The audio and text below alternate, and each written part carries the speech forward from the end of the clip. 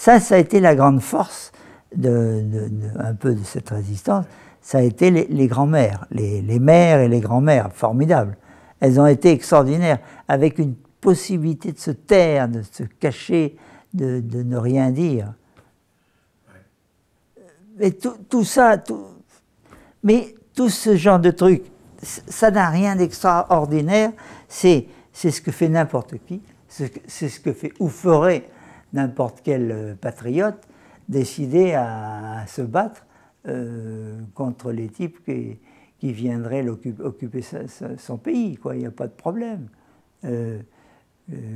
Ma grand-mère qui marchait très mal, c'est elle qui était chargée de répondre au cas, parce que tout était prévu. On est parti 4 fois de chez moi, prévenus par les uns les autres, les gars de la résistance, qu'on allait sûrement avoir des visites. On allait venir chez nous faire chier ou perquisitionner, un truc comme ça. On est donc parti 4 fois ou à notre maison de retraite, enfin la maison de retraite prévue, à Nancra, chez les Taunay. On est parti en vélo, comme d'habitude, là où il n'y avait personne, pas un chat, pas un Allemand. C'était tout des conneaux quand même invraisemblables. On est parti par le chemin de fer, les machins du chemin de fer, où on roulait parfaitement bien en vélo. Et on est alors tout ça, Saujon, etc. Et on allait à Nancra impeccablement. 4 fois on est parti. Et on attendait jusqu'à ce que depuis Royan, quelqu'un vienne nous prévenir. Ça y est, vous pouvez rentrer, les gars, ils ont arrêté les recherches, etc., etc. Vous pouvez rentrer. Ça durait le temps qu'un jour, alors ça, le jour, qu'est-ce qui s'est passé exactement?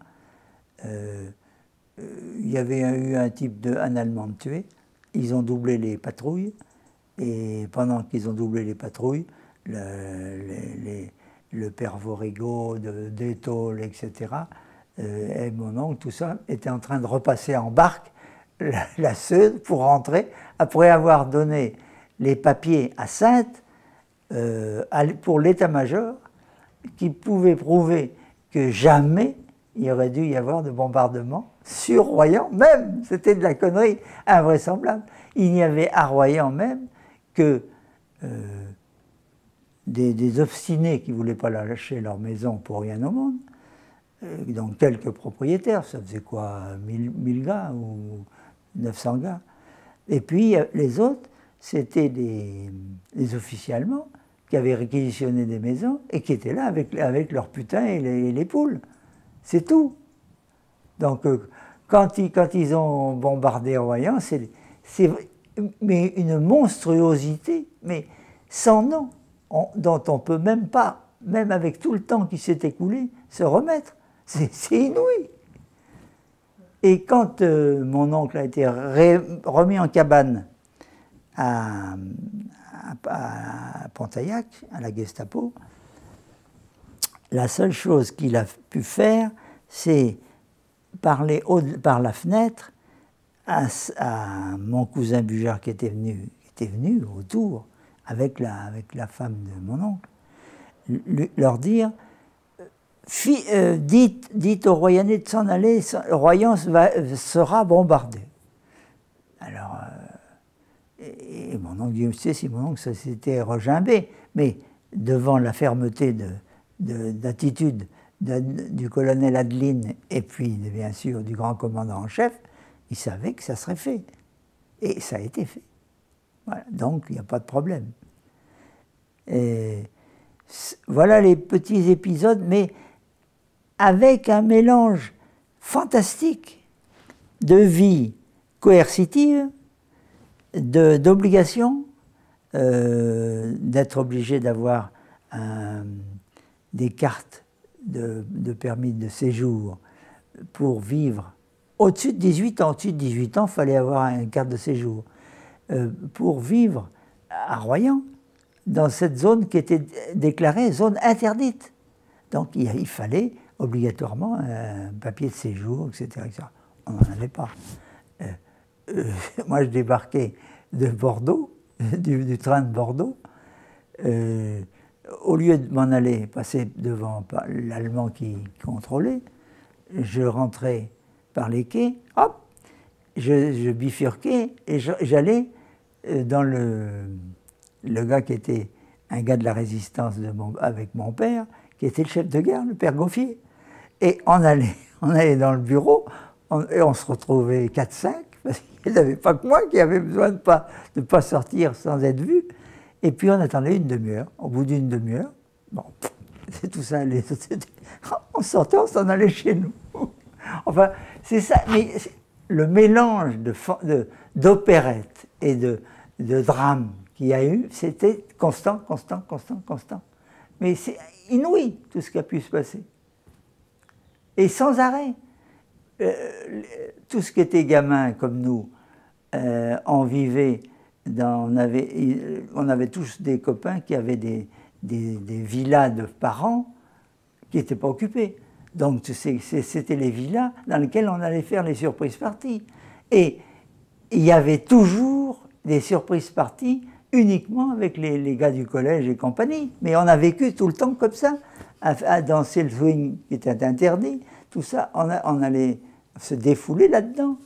Donc c'était une constante qui était sans arrêt. La tragédie, la comédie, la commedia dell'arte, tout le temps, tout le temps, tout le temps, tout le temps, tout le temps. Et pour arriver à dégonfler des jeunes, ça, c'est pas les Allemands qui ont pu le faire. Ça, c'était, on a toujours gardé à la fois, on écoutait la radio, etc., on était au courant de tout, les branlées qu'ils prenaient en Russie, etc. Tout ça, ça nous faisait sauter de joie et de rigolade.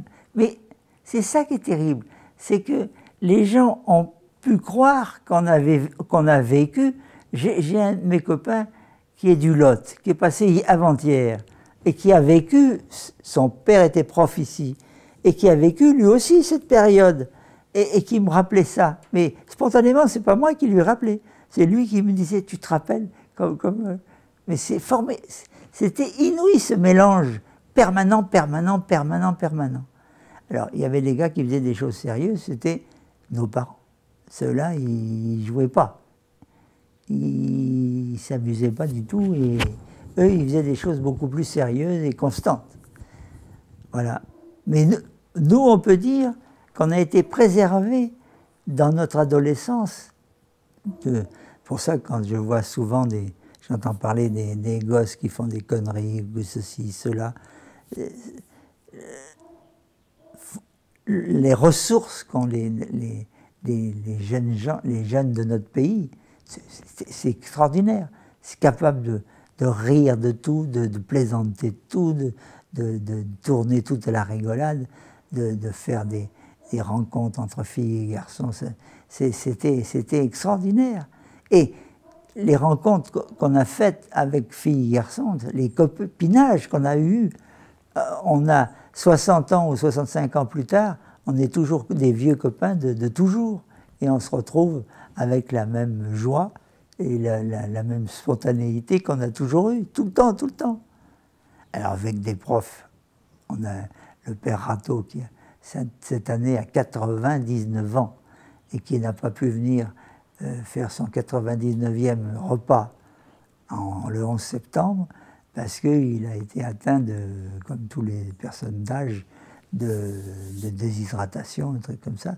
Il est à Meaux, et j'ai des nouvelles encore de lui. Cette fois, il en a pris un bon coup sur la cahier.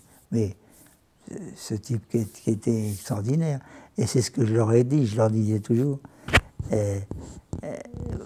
vous savez, les gars comme Rateau, comme Chassériau et compagnie, ils se foutaient éperdument, non pas, ils ne se foutaient pas du proviseur, mais quand il faisait beau, et qu'eux disaient, on fait l'école dans la dune, on s'en allait dans la dune. Il n'y avait pas à référer au proviseur, au ceci, cela. On faisait ce qu'on voulait.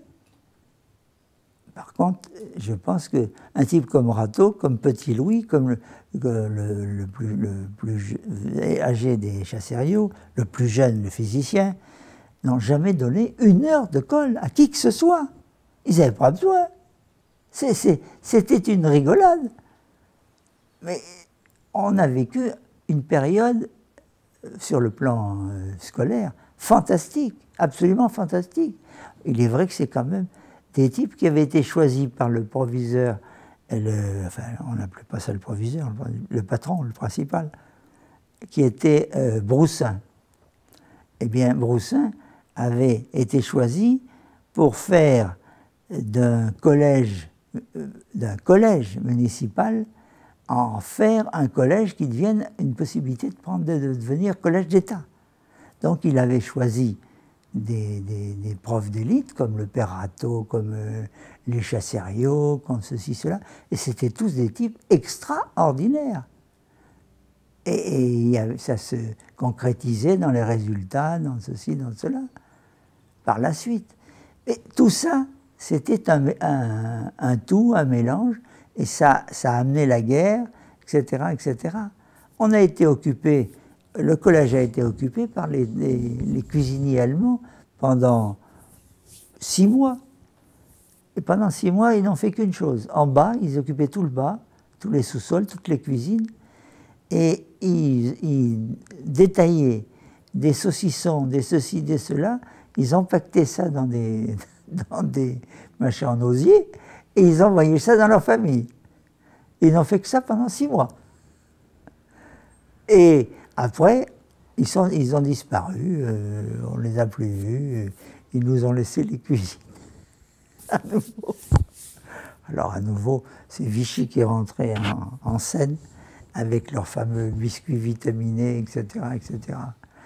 Mais aussi bien les profs que les élèves, on s'est parfaitement accommodé de toutes les conneries que Vichy ou autres ont essayé de nous coller sur le dos et qui n'ont jamais pris, parce que ce truc qui n'avait aucune fonction, aucune réalité.